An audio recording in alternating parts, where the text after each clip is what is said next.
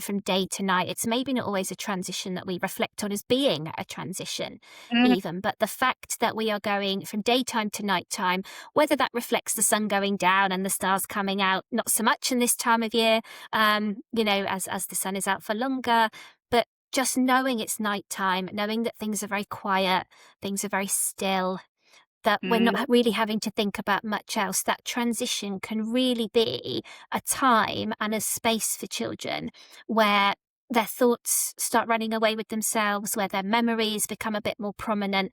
And ultimately, as much as the house gets quieter, I wonder if the fear gets louder. yes. I love the way you've put that. It's so you've really hit the nail on the head there. And it's so true. We think about, when I think about going to bed, I'm thinking about the calm, the still, the peace and quiet, being Mhm, relaxed. Everything's going to be okay. And this is a real good battery recharge mhm. time. For the children that I parent, it's the opposite. The Yeah. quieter their surroundings, the louder the noise in their own heads becomes. Mm, And if we think about it from a trauma experienced point of view, what has happened in those night times? What has mm. happened Yeah. when things have gone dark? They can't see, they can't keep themselves safe. If you go away on holiday and you stay, I don't know, if you do a cottage stay or something and there's different sounds in the house, Yes.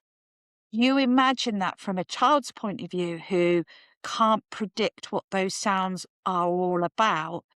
Mhm, Actually, we're starting to go from being a really sweet three men and a baby singing a lullaby. We're going into quite a deep, dark horror story, actually, aren't mhm, we? mhm. And this is our children's experience every night. Sure, And we're sure. saying to them, but you're safe, you're okay, and this is your room. And no one's going to come in here and nothing bad's going to happen. Yeah. But then they've got these thoughts and they've got these feelings and they're hearing these sounds and it's dark, they can't see, the door might be closed. Um, it, it, it's that feeling of being on your own as well. Mhm. Um, I did some training with one of our colleagues, Sarah Dillon, incredible, incredible lady. Yeah, very. And she said, and I'm sure she won't mind me mentioning it on here, she said in her experience when she was a child in care, she found the quiet so, so scary. Mhm. And the person that she was living with at the time, her foster parent, understood that with her and so made noise underneath her bedroom Wow. to let her know that she wasn't going to be left in the house on her own, for example. She could hear, she might be singing or she might put some washing on or she might do something to Yeah, create yeah, some noise.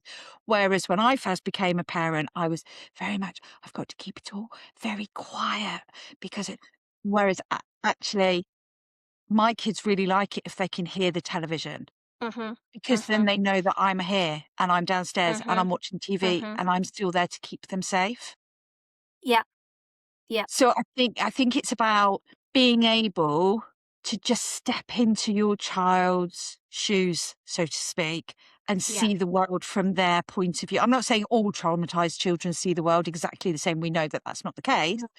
But if we can just take a step into those children's shoes and see the world through their eyes, then I think we'll really understand what it is about bedtimes that is so frightening.